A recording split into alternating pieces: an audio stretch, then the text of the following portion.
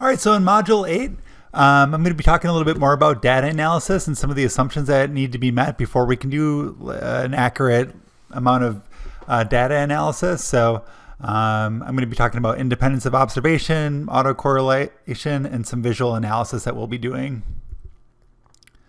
So back to this big picture here in practice evaluation, as we moved on from goals, measurement, or design, and on to analysis. So some of the basic assumptions are independence of observation and how we're going to test for autocorrelation. So what do I mean by statistical assumptions? So with these assumptions, we need to make sure that our data is normally distributed and that there's no violations of any of the statistical assumptions that we would need to meet prior to moving into any kind of analysis. So what do I mean by normal distribution? I'm sure you've all seen the bell curve before. This is a perfectly distributed bell curve that's not skewed negatively or positively. You can see that each one of the standard deviations is exactly the same from the center or the mean. This might be a good illustration of standard deviation of IQ of the whole population, where we could see that 68.2% of the population is within one standard deviation of the mean, and then there are 0.22% that are two standard deviations are higher above or below the mean. And now I'd like for you to watch kind of like a video that illustrates normal distribution and what it is and what it isn't.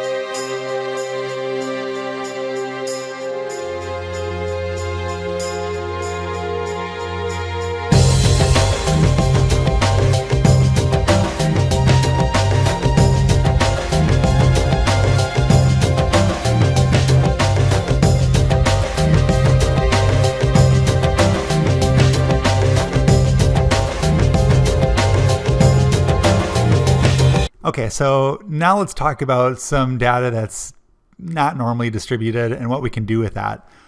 So in the following vignette, I'll just show you an example of individuals with cocaine dependence who are receiving an active medication versus individuals with cocaine dependence who are receiving a placebo. So in this axis, or in this graph, you can see on the horizontal axis is the number of days abstinent, and the vertical axis is number of individuals involved in the study. So if we're looking at the results of this study, we could see that this is pretty normally distributed. it looks like the average number of people made it about 90 days abstinent from cocaine use. There's a few people on the far positively skewed end that remained abstinent several months down the line. And then there's a few people who barely made it without relapsing. We could assume that probably some of those people received the placebo medication. So we could probably look at this and say, yeah, we've met our assumption of normal distribution here. And I think that we can go ahead and do a t-test, or a two-sided t-test, to see if there was a statistically significant difference between our placebo group and our active medication group. So let's compare that to this graph. This is looking at number of participants in the study and frequency of drinking on the job. So we could assume that this is probably a population with a alcohol use disorder. What do you think? Is this one normally distributed or not?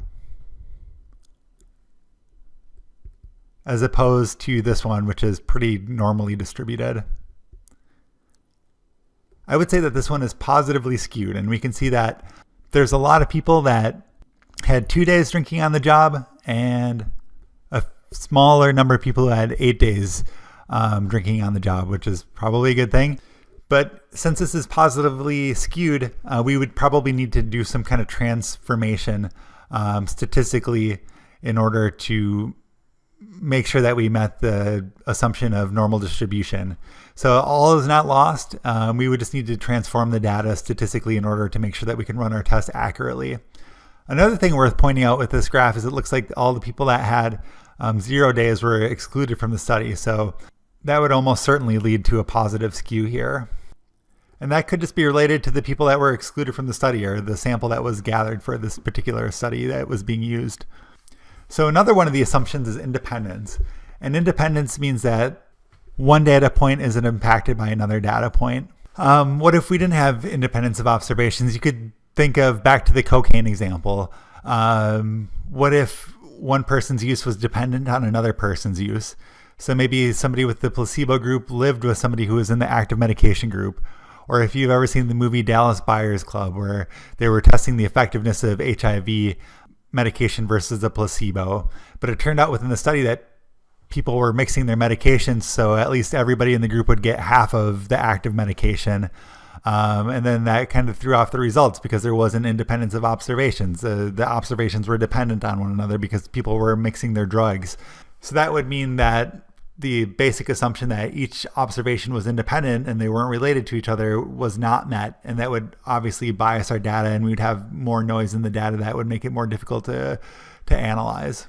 Another issue in single system design is dependence, where one observation can be predicted from another observation, which is also known as autocorrelation. So a correlation of adjacent observations within a series of observations. So if those patterns become too predictable and repetitive, then we need to make certain statistical modifications in order to get rid of the autocorrelation. So let me break that down a little bit more. Here we can see an example that's clearly autocorrelated. So we can see that every other day this person has unhealthy meals, and it's a very predictable pattern. Maybe one day they're working from home and the next day they're working on the road. And we have this very obvious zigzag pattern that's very clearly autocorrelated. So what we would need to do in this situation is take a moving average, because if we ran a test or a t-test for statistical significance, everything's going to kind of fall apart and we're going to get very misleading information, because you can see that the variance here is in such a predictable pattern and each observation is dependent on the other. So again, autocorrelation is a correlation of adjacent observations within a single system design within a series of observations made over time. And without running a transformation, your data is going to give you kind of misleading results. Like you may think that you've got a statistically significant result, but realistically the autocorrelation is going to be a violation of statistical assumptions that we need to be able to prove out independence of observations to run the t-test. So later in the videos, when I show you the methods used to get rid of autocorrelation, we'll discuss something like a moving average. So in order to smooth out that zigzag pattern where each of the adjacent observations are dependent on each other, a moving average will help us to get an idea of the average baseline and the average intervention so that we can run a t-test that's going to meet these assumptions and give us accurate, valid results. So again, that moving average calculates the mean of adjacent pairs of data points and will transform our kind of messy data, maybe something that looks like this, where we can see a clear up and down pattern. So this might be an example of number of child outbursts per day. We could imagine maybe a scenario where a child's going back and forth between parents, and with one parent there's 2 outbursts a day, with another parent there's 4 outbursts a day, and there's a clear autocorrelated pattern. And a moving average can kind of help us to smooth that out so that we can get an average of what was expected during the baseline phase, so that we can run a smooth comparison of a baseline phase to an intervention phase without worrying about any violations of statistical assumptions.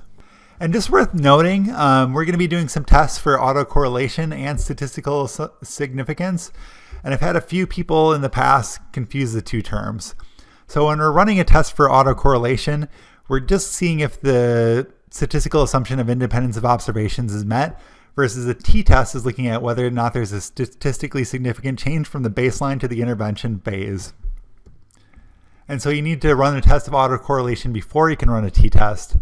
And if there is a statistically significant change within the t-test, then you would need to follow that up with an effect size to see the strength of that change.